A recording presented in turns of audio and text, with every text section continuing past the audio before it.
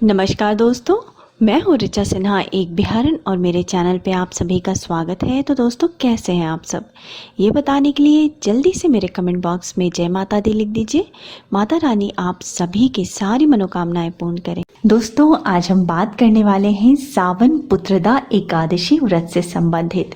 सावन माह के शुक्ल पक्ष की एकादशी तिथि को पुत्रदा एकादशी का व्रत किया जाता है और यह व्रत संतान संबंधी समस्याओं के निवारण हेतु या संतान प्राप्ति की इच्छा रखने वाले दंपतियों के लिए बहुत ही फलदायक व्रत और मंगलकारी व्रत माना जाता है, जो कि इस साल अर्थात 2020 में किया जाएगा 30 जुलाई को। तो दोस्तों, आज हम बात करेंगे कि पुत्रदा एकादशी व्रत की तिथि क्या है, पारण का शुभ मुहूर्त क्या है, पुत्रदा एकादशी व्रत के नियम क्या है, पूजा की विधि क्या है। साथ ही आप अपने संतान की मंगल कामना के लिए संतान संबंधी समस्याओं के निवारण हेतु इस दिन किस मंत्र का जप करें, किस चीज का पाठ करें।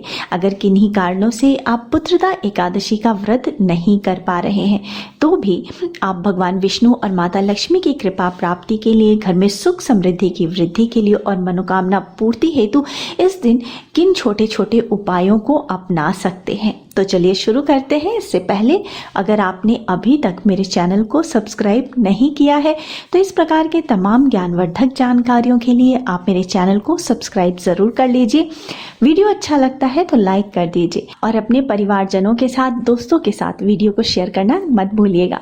तो चलिए शुरू करते हैं। दोस्तों, सभी व्रतों में एकादशी व्रत को सर्वश्रेष्ठ बताया गया है और साल में 24 एकादशियाँ आती हैं। जब अधिक मास होता है तो 26 एकादशियाँ होती हैं और पुत्रदा एकादशी का व्रत साल में 2 बार मनाया जाता है।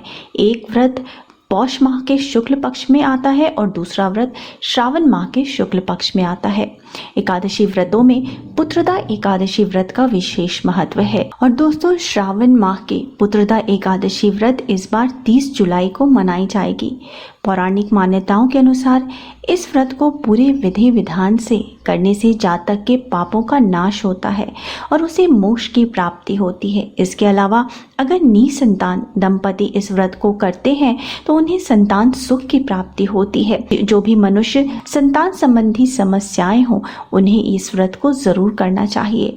पुराणों में इस व्रत के फल को वाजपेयी यज्ञ के बराबर फल देने वाला व्रत बताया गया है। एकादशी व्रत एक दिन का व्रत है, परंतु इसमें नियमों का पालन 3 दिनों तक किया जाता है, अर्थात दशमी तिथि से ही नियमों का पालन किया जाता है। सर्वप्रथम दोस्तों, एकादशी व्रत वाले दिन जो है मनुष्य को चावल का सेवन नहीं करना चाहिए। तो आपको चावल का त्याग दशमी तिथि से ही करना है। धार्मिक मान्यताओं के अनुसार जो भी मनुष्य एकादशी तिथि के दिन चावल का सेवन करते हैं वो अगले जन्म में रेंगने वाले जीव की योनि में होते हैं। एकादशी व्रत वाले दिन भगवान विष्णु की पूजा आराधना अवश्य करनी चाहिए।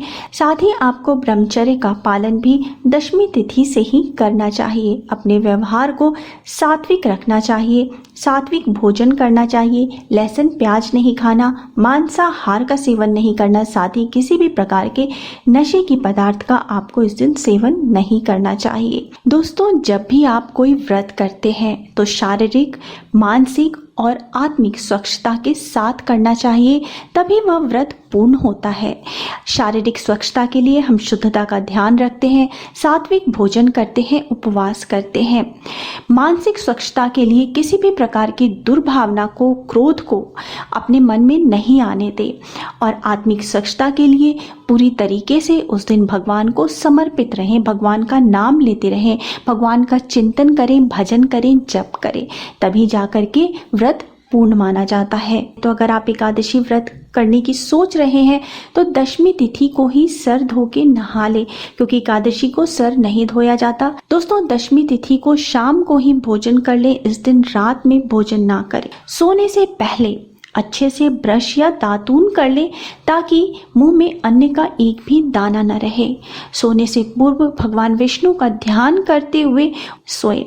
जिस दिन एकादशी है उस दिन सुबह सवेरे जल्दी उठें, स्नान आदि से निवृत्त होके साफ स्वच्छ वस्त्र धारण करें। अगर पीले रंग के वस्त्र पहनते हैं तो अति उत्तम है। साथ ही दोस्तों, नहाने के जल में थोड़े से काले तिल और गंगा जल मिला के स्नान करें। ऐसी मान्यता है कि इस प्रकार से स्नान करने से शारीरिक और आत्मिक शुद्धि प्राप्त होती है। दोस्तों, स्नान के बाद सर्वप्रथम भगवान सूर्य नारायण को इस दिन जल अवश्य अर्पित करना चाहिए। सूर्य नारायण को जल अर्पित करने की विधि मेरे चैनल पे मिल जाएगी, मैं लिंक भी दे दूंगी फर्स्ट कमेंट में, आप चाहें तो देख सकते हैं। दोस्तों, इस दिन तुलसी पूजा का भी अत्यधिक महत्व है। तुलसी माता को धूप दीप दिखाएं, माँ तुलसी से प्रार्थना करें। दोस्तों, तुलसी को जल अर्पित करते समय एक मंत्र जरूर बोलना चाहिए, जिससे कि सुख समृद्धि और संपूर्ण सौभाग्य की प्राप्ति होती है। जब भी आप तुलसी में जल अर्पित करते हैं तो इस मंत्र को बोलते हुए जल अर्पित करें। महाप्रसाद जननी सर्व सौभाग्य वर्धिनी आदि व्याधि हरा नित्यम तुलसी त्वम नमस्तुते। अब इसके बाद दोस्तों, आपको भगवान विष्णु की विधिवत पूजा अर्चना करनी है। दोस्तों, सर्वप्रथम पूजा में भक्ति भावना सर्वश्रेष्ठ होता है।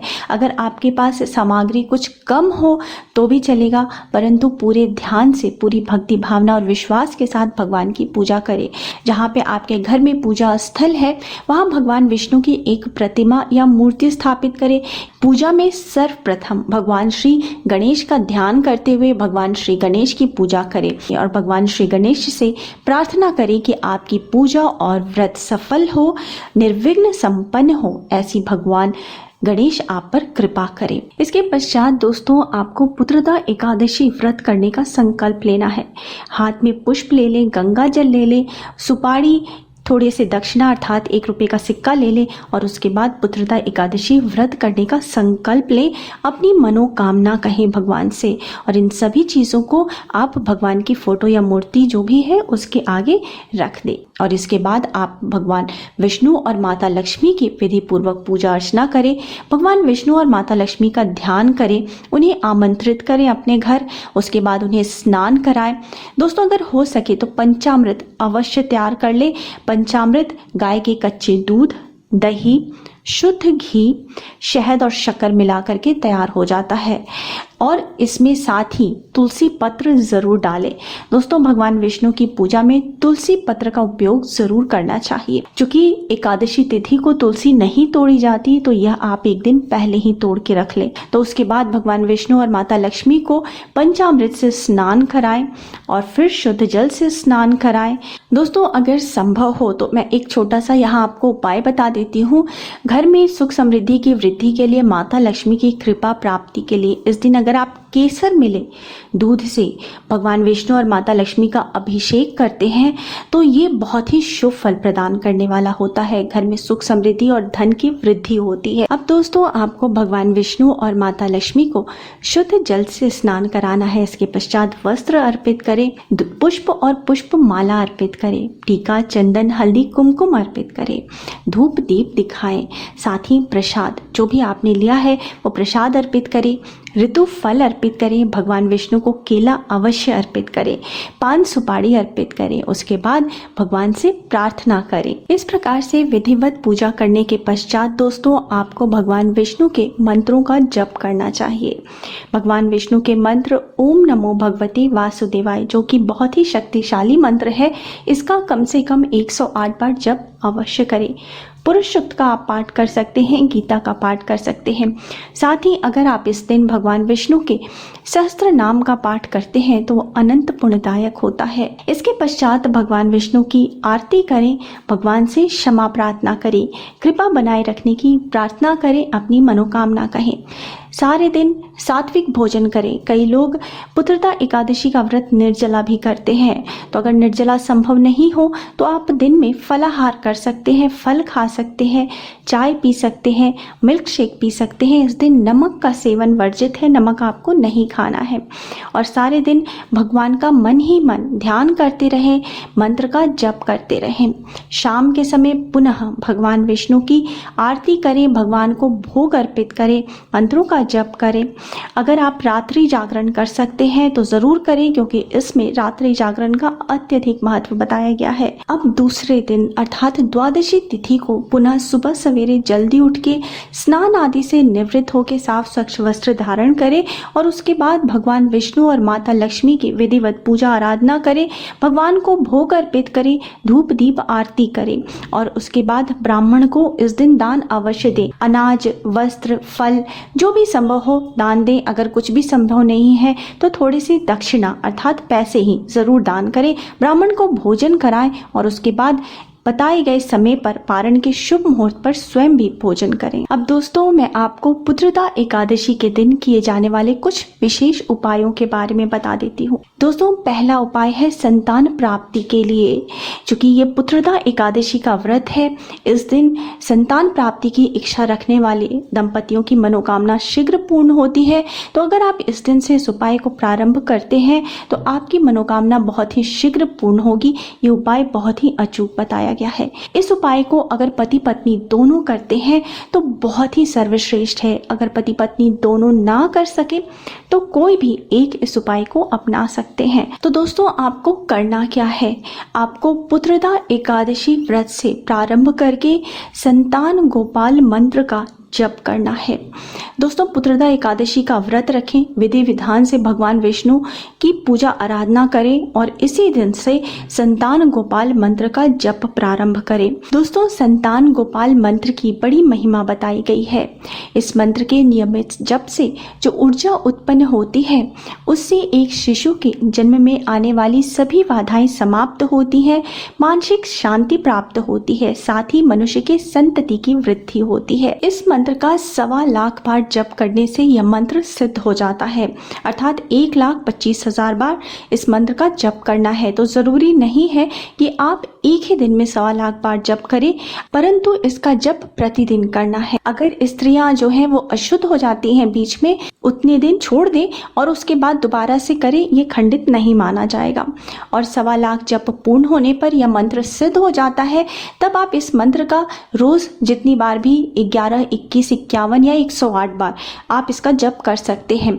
दोस्तों, इस उपाय में आपको सर्वप्रथम हर रोज जो है वो सुबह में शुद्ध होकर के स्नान आदि करके भगवान विष्णु की विधिवत पूजा अर्चना करनी होती है, धूप दीप और प्रसाद अर्पित करना होता है और उसके बाद इस मंत्र का आपको जप करना होता है। इस मंत्र का जप आपको तुलसी की माला से करना चाहिए और यह मंत्र है ओम श्रीं ह्रीं क्लीं ग्लौं देवकी सुत गोविंद वासुकी देव जगतपते देहि मे तनयम् कृष्ण त्वामहं शरणं गतः। और दोस्तों, भगवान श्री कृष्ण संतान गोपाल मंत्र के देवता हैं। संतान के रूप में भगवान श्री कृष्ण की पूजा करना उन दंपतियों के लिए प्रभावशाली सिद्ध होता है जो संतान का सुख प्राप्त नहीं कर पा रहे। यह मंत्र बाल गोपाल अर्थात भगवान श्री कृष्ण को समर्पित है, जो भगवान विष्णु का अवतार हैं। और दोस्तों, अगर आप व्रत नहीं भी कर पा रहे हैं तो भी आपको एकादशी के दिन घर में सुख समृद्धि की वृद्धि के लिए, माता लक्ष्मी की कृपा प्राप्ति के लिए छोटे छोटे उपायों को जरूर अपनाना चाहिए। तो आपको करना क्या है? एकादशी तिथि को शाम के समय तुलसी के पेड़ के नीचे एक गाय के शुद्ध घी का दीपक अवश्य प्रज्वलित करें। माँ तुलसी की 11 बार परिक्रमा करें। परिक्रमा करते हुए ओम नमो भगवते वासुदेवाय मंत्र का जप करते रहें। इससे घर में सुख समृद्धि की वृद्धि होती है और संकटों का नाश होता है। ये बहुत ही अचूक उपाय बताया गया है। मैं अपने हर एकादशी के वीडियो में इस उपाय को जरूर बताती हूँ। साथ ही दोस्तों, पीपल के पेड़ पे भी सभी देवी देवताओं का वास माना जाता है। तो इस दिन पीपल के पेड़ पे जल अर्पित करें, वहाँ एक शुद्ध घी का दीपक प्रज्वलित करें, पीपल के पेड़ की परिक्रमा करें और ओम नमो भगवते वासुदेवाय मंत्र का जप करते रहें। इससे आपको सभी देवी देवताओं का आशीर्वाद प्राप्त होता है, आपकी समस्याएं समाप्त होती हैं और जीवन में नए राह बनते हैं। जैसा कि मैंने बताया दोस्तों कि पुत्रदा एकादशी के दिन दान का भी अत्यधिक महत्व है। खासकर पीली वस्तुओं का अगर आप इस दिन दान करते हैं तो वो सर्वश्रेष्ठ होता है। इस दिन किसी भी मंदिर में या गरीबों को, जरूरतमंद को, ब्राह्मण को जो है पीली वस्तुओं का दान करें। गेहूं दान करें, चने की दाल का दान करें, पीले वस्त्र या दक्षिणा, फल, पीले फल आप दान कर सकते हैं। इस उपाय को करने से परिवार में सुख शांति बनी रहती है। जो भी मनुष्य इस प्रकार से विधि पूर्वक भक्ति भावना से पुत्रदा एकादशी का व्रत करते हैं, उनकी मनोकामना भगवान विष्णु अवश्य पूर्ण करते हैं। अब दोस्तों पुत्रदा एकादशी व्रत की तिथि और पारण का शुभ मुहूर्त जान लेते हैं। इस साल अर्थात 2020 में पुत्रदा एकादशी का व्रत मनाया जाएगा 30 जुलाई गुरुवार के दिन।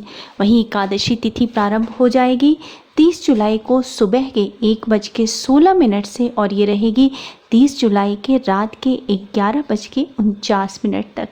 और दोस्तों पारण का शुभ मुहूर्त है 31 जुलाई को सुबह 5:43 से 8:25 तक और द्वादशी तिथि समाप्त हो जाएगी 31 जुलाई को रात के 10:42 पर। तो उम्मीद है दोस्तों आपको मेरा आज का वीडियो पसंद आया होगा। अगर वीडियो पसंद आया है तो वीडियो को लाइक कर दीजिए, फैमिली एंड फ्रेंड्स के साथ शेयर कर दीजिए और मेरे चैनल को सब्सक्राइब करना मत भूलिए।